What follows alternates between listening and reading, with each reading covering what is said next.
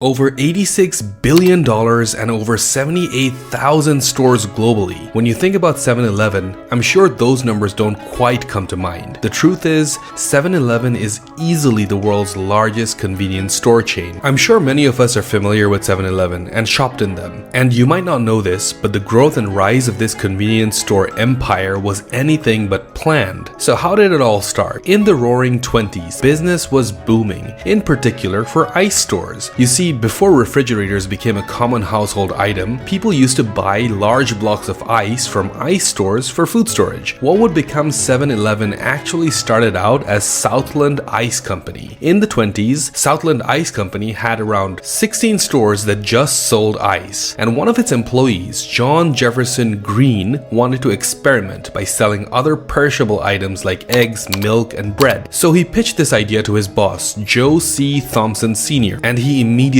agreed to it. This was a super smart move by Thompson because it differentiated their store, and soon enough people were flocking to his ice store. His idea was an instant success, and in hindsight it's easy for us to see why. People back in the day had to travel long distances for groceries, and grocery stores were often closed on the weekends and in the evenings. Ice stores, in contrast, were open all days of the week. Also, since ice needed to be moved from the storage to one's home pretty quickly, these stores were also often much closer to residential areas. Simply put, this simple idea gave shoppers a lot of convenience, and hence the birth of the term convenience store. And this simple idea raked in so much profit that Thompson was soon able to take ownership of the company, and he changed the name to Southland Corporation. He then replicated this model in other stores under Southland Corporation, and they all had massive success. This shift from just ice to convenience items not only helped bring in short-term profits, but it actually future-proofed the business. In the years ahead, we would see rapid adoption of household refrigerators in the US that almost put most ice stores out of business for good. But Southland Corporation carried on because of that simple idea to expand to convenience items. The next chapter is that the business started expanding. With its profits, the company was able to open up yet more stores in the Dallas area. As cars were now becoming more commonplace, Green, if you remember that employee who had the brilliant idea in the first place, and Thompson, the new owner of Southland, saw another great area of opportunity to expand. And so, gas stations were starting to open up at some of the company's key stores. But it wasn't just those two experimenting with new ideas, it was a mindset that defined the company's work culture. For instance, another one of the company's employees, Jenna Lira, decided that she wanted to put up a totem pole that she brought home from Alaska in front of the store. It was an exotic item at the time, and it naturally attracted people's attention, and hence visits to the store increased. This strategy was then emulated by the rest of the company's stores, and soon enough, the business went through another shift in branding. This time, Southland's storefront names were changed to Totem Stores. This change in branding now provided the company with a distinct marketing identity, which would provide crucial in what was about to come next. The 1930s rolled around, and with it, the Great Depression. This rocky period in America's history saw several businesses go bankrupt. With less money to spend, people were obviously picky about where they shopped. Having a powerful brand identity with a strong, level-minded management helped the company avoid bankruptcy. Sales were quick to surge as prohibition laws were repealed and a demand for ice and alcohol increased. But this was just the start of the company's stellar rebound. With the start of World War II, demand for ice skyrocketed. Southland, being the largest surviving ice store, made an immense fortune selling its ice to the US government. After the war ended, all the pent-up shopping fever the Americans had was suddenly released. To cater to the surging demand, all of Southland stores were now open from 7 in the morning to 11 at night. Now this was unprecedented at the time, and the company's executives realized this too. Hence, they quickly wanted to capitalize on this distinction by making 7 to 11 or 7-Eleven the very name of their franchise. The decades that followed saw the companies expand throughout the United States, acquiring a number of other rivals and related businesses. And the 70s saw the company spread its presence internationally, particularly in Japan. At the time, the world's second largest economy. But the good times started to slow down a little bit. At this time, the company expanded perhaps a bit too aggressively. By the start of the 70s, the company was having a difficult time managing its finances. Finally, following the 1987 stock market shock, the company was now on its way to bankruptcy again. However, its decision to invest in Japan ultimately ended in saving the company from the brink. With an infusion of cash from its Japanese affiliate partner Ito-Yokado, the company's future was saved. In fact, that is why 7-Eleven stores in Japan are absolutely mesmerizing. The number of unique house brand products, in particular their fresh foods and snacks, are just mind-boggling. If you ever visit Japan, please make sure that you do a shopping spree in 7-Eleven. It should be a must on your to-do list. In any case, the awesome variety and high quality in Japan's 7-Eleven stores is perhaps because of the strategic partnerships it formed back in the 90s. And in the 90s, the company's executives knew something drastic had to be done if the company was to survive for the long term. And so, in 1999, Southland pruned itself off its unprofitable ventures to solely focus on its 7-Eleven franchises, and it changed its name to 7-Eleven Inc. Now, this strategy worked brilliantly, and 7-Eleven quickly became to be the retail behemoth it is today. Since the 90s, 7-Eleven has continued to enjoy great success,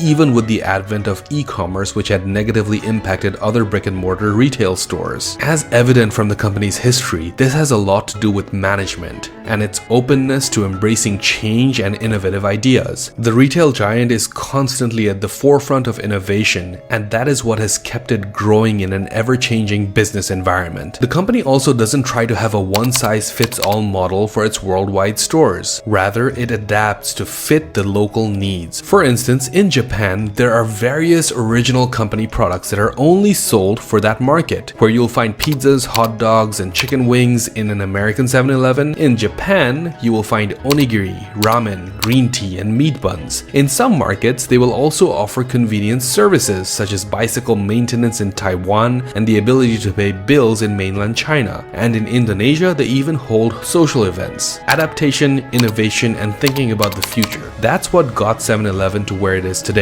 The evolution of the company might not have been a normal one, but its ability to try things out on an ad hoc basis and pivot to more profitable businesses is what made it so successful today. I hope you enjoyed this video. Check out this video about how money and accounting worked in medieval wars. It's stranger than you think. Check it out here.